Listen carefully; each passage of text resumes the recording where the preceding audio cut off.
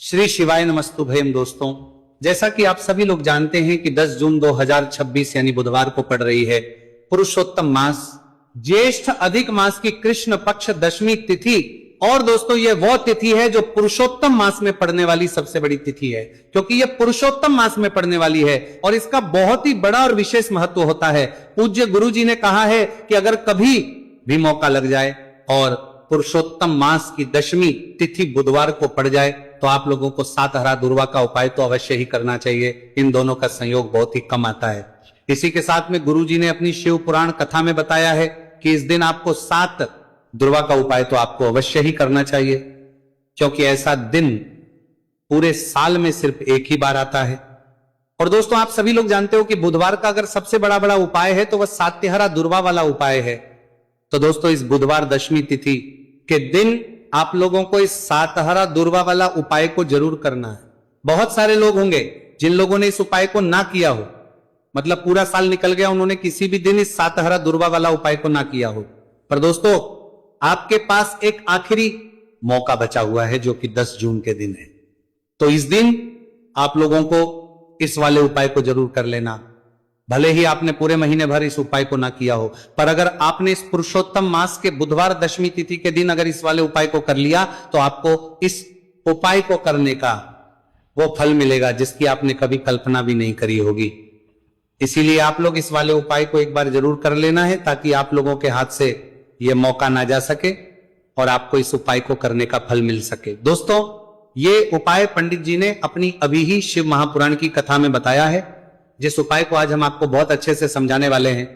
इस वीडियो को देखने के बाद इस उपाय को समझने के लिए आपको कोई और वीडियो को देखने की जरूरत नहीं पड़ेगी। तो चलिए दोस्तों, उपाय को शुरू करते हैं। देखिए, यह इस पुरुषोत्तम मास के बुधवार दशमी तिथि के दिन यह इतना खास होता है, इतना महत्वपूर्ण होता है। देखा गया है कभी कभी बड़े बड़े पूजा पाठ अनुष्ठान से जो मनोकामना पूर्ण नहीं होते वह पुरुषोत्तम मास पूर्ण होते हैं। मास के बुधवार दशमी तिथि के दिन एक छोटे से उपाय करने से ही आपकी मनोकामना पूर्ण हो जाती है। और बहुत सारे लोगों ने इस उपाय को किया भी है और उनको इस उपाय को करने का फल भी जरूर मिला है। अगर आप लोग भी इस उपाय को करना चाहते हैं तो आप इस उपाय को पहले अच्छे से समझ लेना, सुन लेना, उसके बाद करना। आपको इस उपाय का फल जरूर ही, और इस उपाय को कर लेने से आपके घर में चाहे किसी भी प्रकार की दुख और समस्या क्यों ना चल रही हो, आपको उसका कारण भी नहीं पता है कि भाई यह समस्या किस कारण से चल रही है। उसका कुछ भी कारण हो सकता है, जैसे इसे पितृदोष हो सकता है या किसी भी तरह का मंगल दोष भी हो सकता है। तो इस दिन आप लोगों को यह वाला उपाय कर लेना है। यह एक ऐसा उपाय है जिस उपाय को अगर किसी विशेष दिन पर किया जाए तो भाई उस विशेष दिन का जो है वह तो मिलता ही मिलता है। पर हमने उस दिन पर इस उपाय को किया है तो हमें उससे भी बड़ा फल मिलता है, और फल बहुत जल्दी मिलता है, क्योंकि आप इस उपाय को बहुत ही बड़े और विशेष दिन पर कर रहे हो। तो चलिए अब उपाय के बारे में बात करते हैं, लेकिन उससे पहले आप लोगों को यह जानना आवश्यक है कि आखिर यह उपाय किस समय करना है, किसको करना है और कैसे करना है। तो चलिए हम आगे आपको वीडियो में एक एक करके बता देते हैं। उससे पहले अगर आप लोग हमारे चैनल पर पहली बार हैं तो हमारे चैनल को सब्सक्राइब करना ना भूलें, और अगर आपके पास कोई सवाल है तो आप हमें कमेंट बॉक्स में बता सकते हैं। और अगर आपको हमारा वीडियो पसंद आया है तो आप हमें लाइक और शेयर करना ना भूलें। और अगर आपको हमारे चैनल की जानकारी चाहिए तो आप हमें फॉलो कर सकते हैं। और अगर आपके पास कोई प्रश्न है तो आप हमें कमेंट बॉक्स में बता सकते हैं। पहली बार आए हैं या फिर मेरी आवाज आज पहली बार सुन रहे हैं तो हमारे चैनल को सब्सक्राइब जरूर कर लेना, और इस वीडियो को करके कमेंट बॉक्स में श्री शिवाय नमस्तुभयम ओम नमः शिवाय जरूर टाइप कर देना। तो दोस्तों, इस सात दुर्वा वाला उपाय को हमें इस बुधवार दशमी तिथि के दिन कैसे करना है, किसको करना है, किस समय करना है और कहां पर करना है, ये सारे सवालों के जवाब आपको इस वीडियो में मिल जाएंगे। और जो ये वीडियो देखेगा भाई, उसको सात हरा दुर्वा वाला उपाय जरूर करना चाहिए, क्योंकि इस दिन सात दुर्वा का भी बहुत ही बड़ा और विशेष महत्व होता है। और जब बात आ जाए हरा दुर्वा की तो ये सोने पर सुहागा वाली बात हो जाती है, और ये एक बहुत ही बड़ा उपाय हो जाता है इस बुधवार दशमी तिथि का। तो अब दोस्तों, इस सात हरा दुर्वा वाला उपाय को आखिर करना किसको है, सबसे पहले हम लोग वो बात जान लेते हैं। तो देखो, घर की जो बड़ी माताएं बहनें होती हैं, उन माताओं बहनों में से कोई भी एक बड़ी माता बहन इस वाले उपाय को कर सकती है। और दोस्तों, अगर आप चाहें तो अपने घर में से सभी सदस्यों भी इस उपाय को करवा सकते हैं। अगर किसी व्यक्ति की उपाय को करवा सकते हैं बड़ी माताएं बहनों में से, खुद की कोई मनोकामना है, खुद की कोई दुख और परेशानी है जो कि वह अपने लिए ही करना चाहता है इस वाले उपाय को, तो वह खुद अपने लिए भी कर सकता है। बाकी अगर कोई घर में से ऐसा है जो कि अपने पूरे घर परिवार की सुख और शांति के लिए यह वाला उपाय करना चाहता है, तो भाई वो भी करवा सकता है, उसमें भी कोई दिक्कत वाली बात नहीं है। कहने का मतलब यह है कि इस उपाय को हर सदस्य भी कर सकता है और पूरे घर परिवार के सदस्य के लिए घर की बड़ी माताओं बहनों में से कोई एक माता बहन भी कर सकती है। माताएं बहनें अगर घर में उपस्थित ना हो या वो यह वाला उपाय ना कर पा रही हो, तो फिर घर का कोई बड़ा सदस्य भी 7 हरा दूर्वा वाला उपाय को कर सकता है, चाहे फिर वो पुरुष ही क्यों ना हो, उसमें कोई भी दिक्कत वाली बात नहीं है। अब दोस्तों, जो अगला प्रश्न निकल कर आता है वो ये आता है इसको लेकर कि आखिर इस उपाय को हमें किस समय करना है, सुबह के समय करना है कि शाम के समय करना है। तो देखो, इस वाले उपाय को आप लोग सुबह के समय भी कर सकते हो और शाम के समय प्रदोष काल में भी कर सकते हो। अब अगर आप पूछो कि भाई सबसे उत्तम समय कौन सा रहेगा इस 7 हरा दूर्वा वाला उपाय को करने का, तो हम आपसे बस यही कहेंगे कि इस उपाय को आप सुबह के समय करेंगे तो ज्यादा बेहतर होगा। बाकी अगर प्रदोष काल के समय भी करेंगे तो भी अच्छा होगा, उसमें कोई भी दिक्कत वाली बात नहीं है। तो अब दोस्तों, जो अगली सबसे बड़ी और महत्वपूर्ण बात आती है वो ये आती है कि सुबह अगर हम उपाय को करेंगे तो हमें कितने बजे से लेकर कितने बजे तक के बीच में करना है, और शाम के समय प्रदोष काल में करेंगे तो हमें कितने बजे से लेकर कितने बजे के बीच में करना है। तो देखो, सुबह जितनी जल्दी हो सके आप उपाय को करने की कोशिश करना। बाकी अगर कारणवश लेट भी हो जाओ, थोड़ी देर भी हो जाए, तो 10 या 11 बजे तक भी आप उपाय कर लेना, पर 12 बजे से ज्यादा देरी ना हो, ठीक है, इस बात का ध्यान रखना।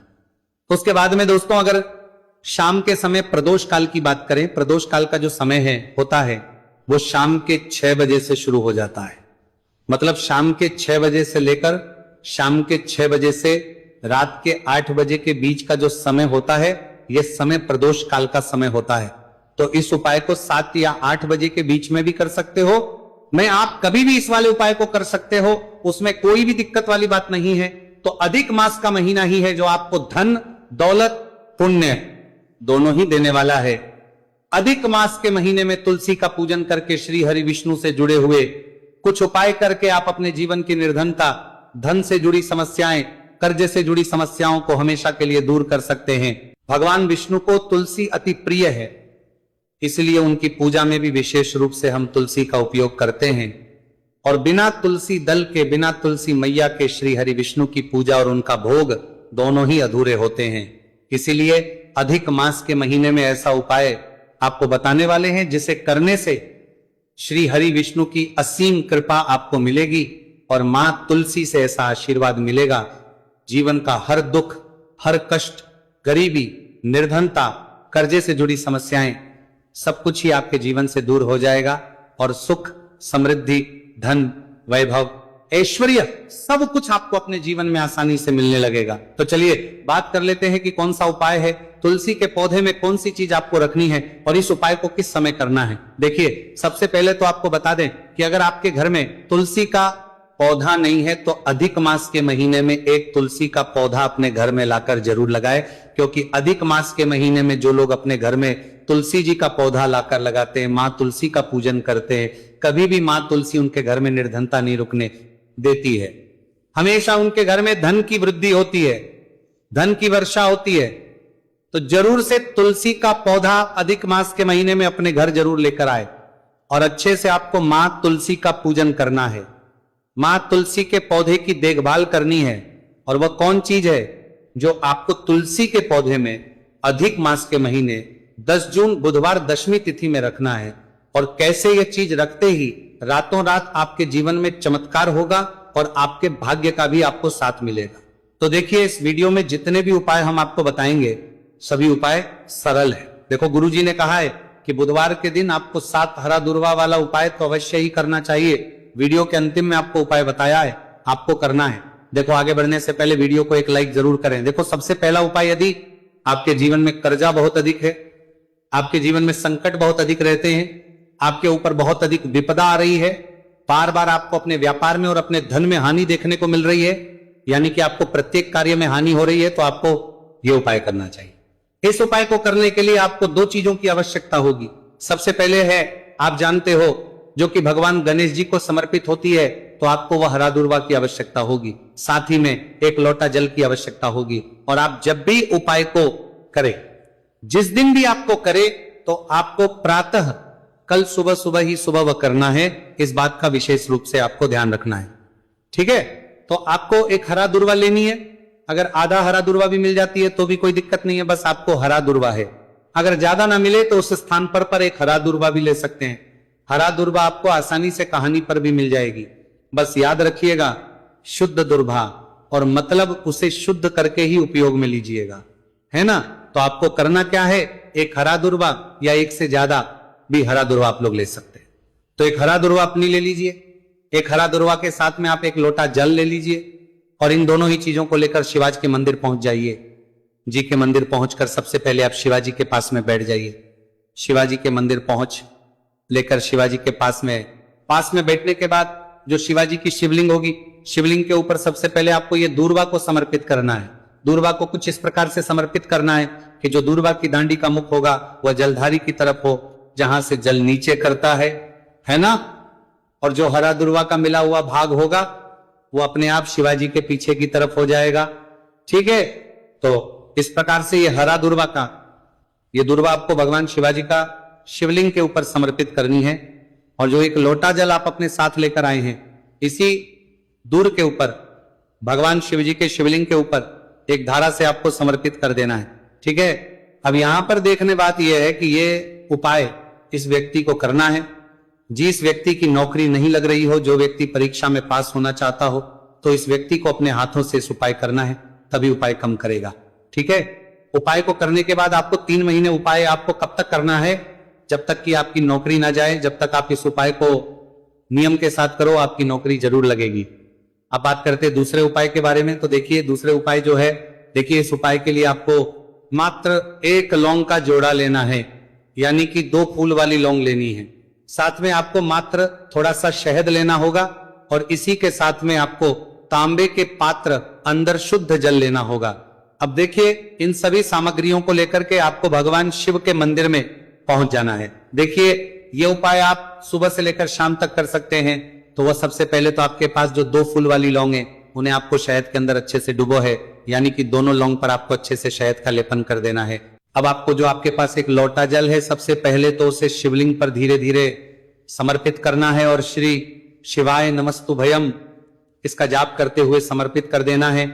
अब आपके पास जो 2 फूल वाली लौंग है, शहद से उसे आपको शिवलिंग पर अर्पित करना है, और आपको प्रार्थना करनी है कि जीवन में जो रोग की स्थिति है वह समाप्त हो, जीवन के जो संकट और समस्याएं हैं वह सभी समाप्त हो, जीवन से जो कर्ज की समस्या है वह समाप्त हो। इस प्रकार से प्रार्थना करते हुए ये जो 2 फूल वाली लौंग ही शहद संयुक्त इस आपको शिवलिंग पर अर्पित कर देनी है। आपकी जो भी समस्या होगी इस बुधवार के दिन अवश्य ही समाप्त हो जाएगी। तो इस प्रकार से आपको पहला उपाय करना है। अब हम बात कर लेते हैं दूसरे उपाय के बारे में।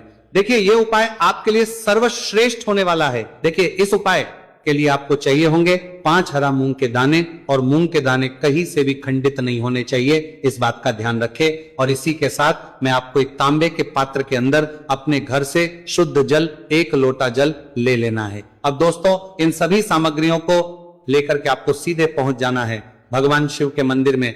देखिए इस उपाय को भी आप सुबह भी कर सकते हैं और शाम के समय में भी कर सकते हैं। देखिए भगवान शिव के मंदिर में पहुंचने के बाद आपके पास जो 5 हरे मूंग हैं, उनमें से पहला जो हरा मूंग है, आपको शिवलिंग के सामने जो नंदी महाराज होते हैं और उनका जो पैर उठा हुआ होता है, वहां पर आपको पहला हरा मूंग समर्पित करते हैं, और आपको श्री शिवाय नमस्तुभयम इसका जाप कर लेना है। फिर आपको दूसरा हरा मूंग लेना है, और शिवलिंग पर जो श्री गणेश जी वाला स्थान होता है वहां पर आपको यह दूसरा हरा मूंग समर्पित कर देना है। यानी कि शिवलिंग के सीधे तरफ आपको यह दूसरा हरा मूंग समर्पित करना है, और फिर आपको ओम गण गणपते नमः या फिर ओम श्री गणेशाय नमः इसका जाप कर लेना है। तीसरा हरा मूंग का दाना आपको भगवान शिव की सबसे प्रिय पुत्री माता अशोक सुंदरी वाले स्थान पर समर्पित करना। शिवलिंग की जो जलाधारी होती है, जहां से जल बह करके आता है, उसी जलाधारी के बीच में जो कहीं कहीं उठी हुई लाइन होती है सांप की आकृति के रूप में, वहीं पर आपको तीसरा हरा मूंग समर्पित करना है और फिर आपको ओम नमः शिवाय इसका जाप कर लेना है। अब दोस्तों चौथा जो हरा मूंग है उसे आपको भगवान कार्तिकेय जी का जो स्थान होता है शिवलिंग पर, वहां पर आपको ये चौथा हरा मूंग का दाना समर्पित कर देना है और आप ओम नमः शिवाय इसका जाप कर लेना है।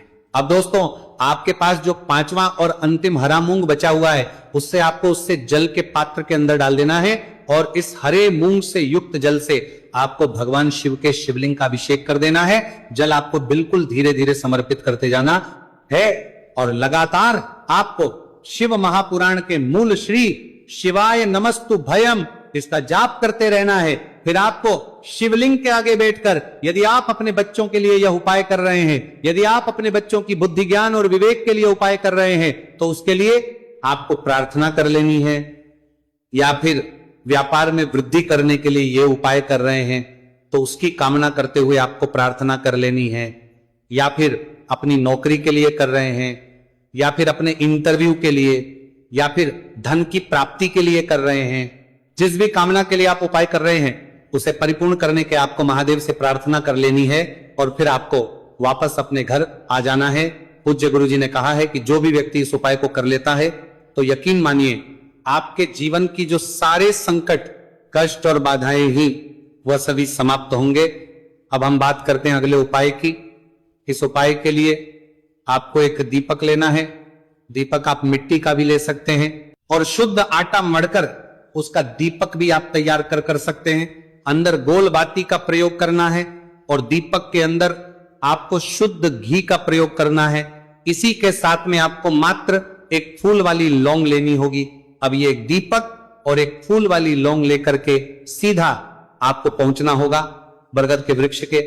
वहां पर देखिए सबसे पहले तो आपके पास जो एक फूल वाली लौंग है उससे आपको बरगद के वृक्ष की जड़ में समर्पित करना है। देखिए अगर आपके जीवन में कोई भी बड़ा संकट आने वाला है, कोई बड़ा कष्ट आने वाला, तो वह इस उपाय के माध्यम से दूर होने वाला है। महादेव की विशेष कृपा रहेगी कि जो भी संकट आपके जीवन में आने वाला होगा वो भी दूर हो जाएगा। तो आपको एक लौंग समर्पित करनी है बरगद के वृक्ष की जड़ में और वहीं पर आपको जो है गोलबाती वाला दीपक जो आप लेकर के गए हैं उससे भी वहां पर प्रज्वलित कर देना है वटकेश्वर महादेव का स्मरण करते हुए। देखिए जब भी आपको जीवन में इस साल लगने लगे कि आपके जीवन में कुछ भी अच्छा नहीं चल रहा है, तब भी आपको इच्छा पाक को उपाय करना है। तो इस प्रकार से आपको यह उपाय करना है। अब हम जान लेते हैं चौथे विशेष उपाय के बारे में। देखें यदि आपके विवाह में, शादी में कोई भी समस्या आ रही है, यदि आपका जो कर्ज है वह दिन पर दिन बढ़ते ही जा रहा है, तो आपको यह चमत्कारी उपाय करना चाहिए। कोई भी समस्या अगर जीवन में है तो उसे दूर करने के लिए आपको इस समस्या आ रही है करना चाहिए। मंगल दोष से जुड़ी हुई समस्या भी है तब आपको यह उपाय करना चाहिए। देखिए इस उपाय के लिए आपको एक तांबे के पात्र के अंदर अपने घर से शुद्ध जल लेना है और इसी के साथ में आपको एक चुटकी लाल चंदन लेना होगा। अब आपको क्या करना है कि जो लाल चंदन आपने लिया है उसे आपको उससे जल के पात्र के अंदर डाल देना है और ये जल जो है आपको लाल चंदन से युक्त तैयार कर लेना है और ये लाल चंदन से युक्त जल आपको भगवान शिव के मंदिर में लेकर के पहुंचना है। लेकिन उपाय भी आप सुबह से लेकर के शाम तक कर सकते हैं। अब दोस्तों ये जो लाल चंदन से युक्त जल है इससे आपको भगवान शिव के शिवलिंग पर धीरे धीरे अर्पित कर देना है और आपको लगातार श्री शिवाय नमस्तु भयम इसका जाप करते रहना है।